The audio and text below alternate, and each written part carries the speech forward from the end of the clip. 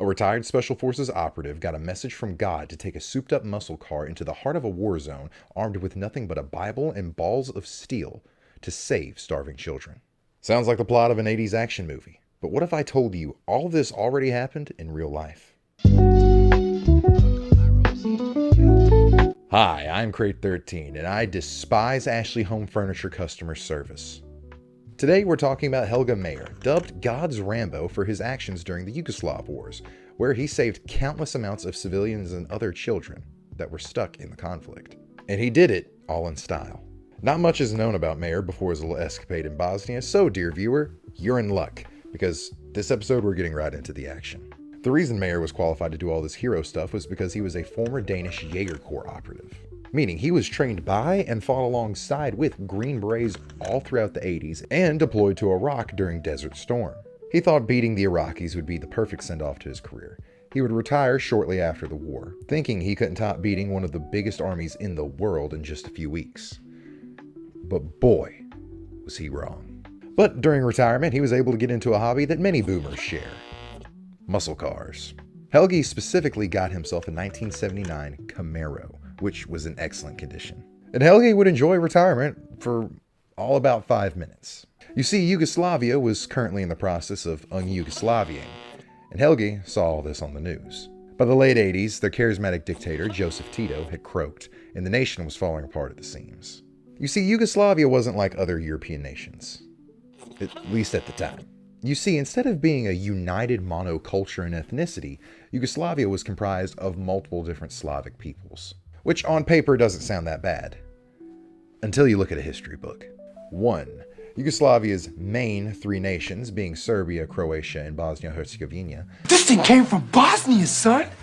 You ever been to Bosnia? You ever been in the all had respectively 3 different religions, being Orthodox Christianity, Catholicism, and Islam. This came from centuries of Ottoman colonialism in the Balkans that left a permanent scar on Europe. The Ottomans famously didn't treat many of their Balkan subjects nicely. They would steal their children and raise them in harems as a display of power over the Balkan people. And modern Serbs held on to this memory and associated with the Bosnians. But also Serbia and Croatia weren't cool despite being both Christian.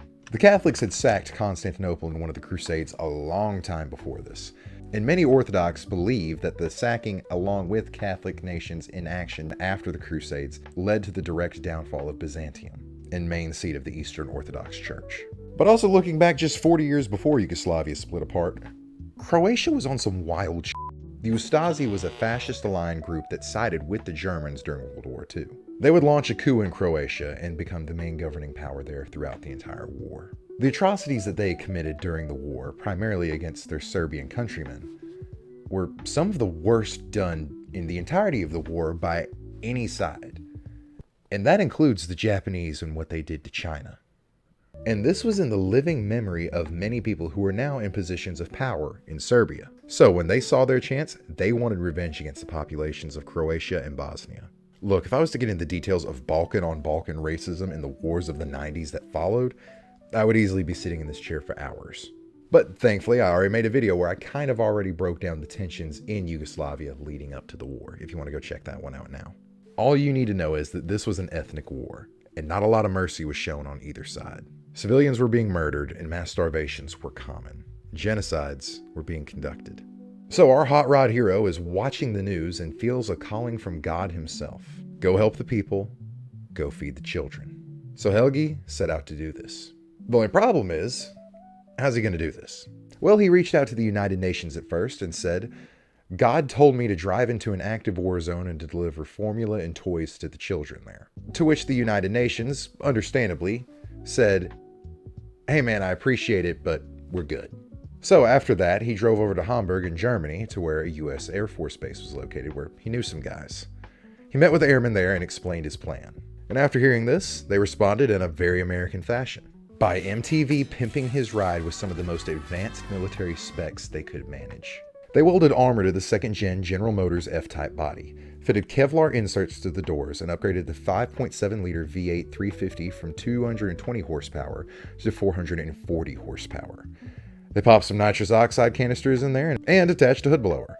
An iron reinforced iron landmine clearing blade, run-flat foam tires, a huge armor plate to cover the rear window. They kitted the interior with a military-grade GPS, a thermal imaging system, a high-tech fire extinguishing system, and a high-frequency ground-to-air radio.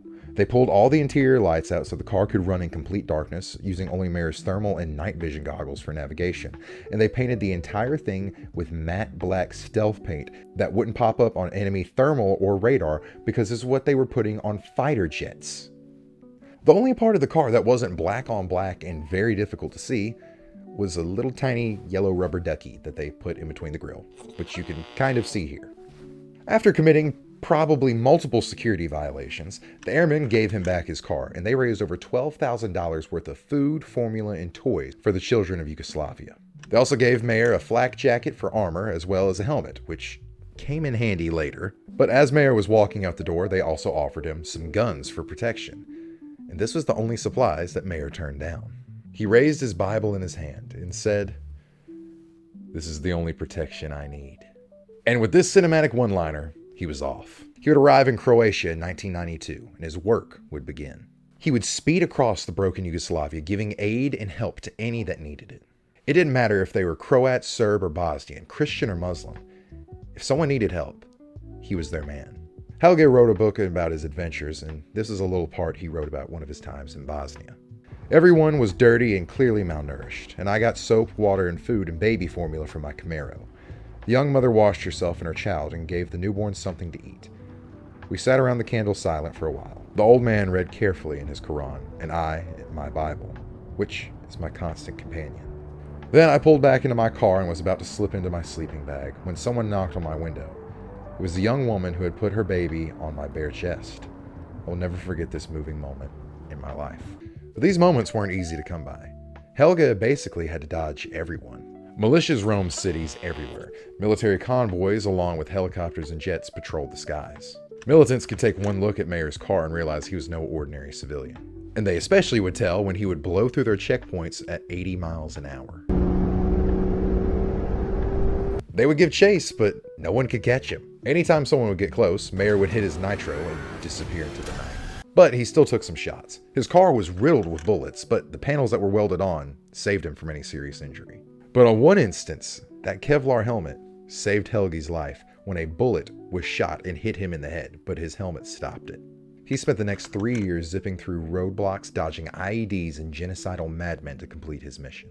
In the end, he was able to deliver over 1,000 pounds of food to starving children across the Balkans and able to make their lives just a little bit better. He was like a real-life Santa, but if he was mixed with the Knight Rider and Mad Max. Also, if you want to see a cool video on the real Santa Claus, go check that out there. Again, I want to stress that he did all of this for no pay. No one asked him to do this. In fact, anyone that had any position of authority specifically told him, "Do not do this." But his faith told him otherwise. And regardless if you believe or not, I think that's pretty cool. Helge Meyer left Bosnia alive and is still breathing to this day. He also still has the Camaro, which he drives around occasionally, enjoying retirement as any boomer should. Except this one actually did something with his life to help the younger generation. Well guys, I hope that was a nice little feel-good episode for you. If you want to help me feel good, buy some merch or join the channel so you can have your name mentioned right here. Just like Solid Snake or Loqueezy. Well guys, other than that, I hope you enjoy whatever food you decided to eat or whatever poop you decided to poop when you sat down and watched this video. I'm Crate13, and I hope you have a fantastic day.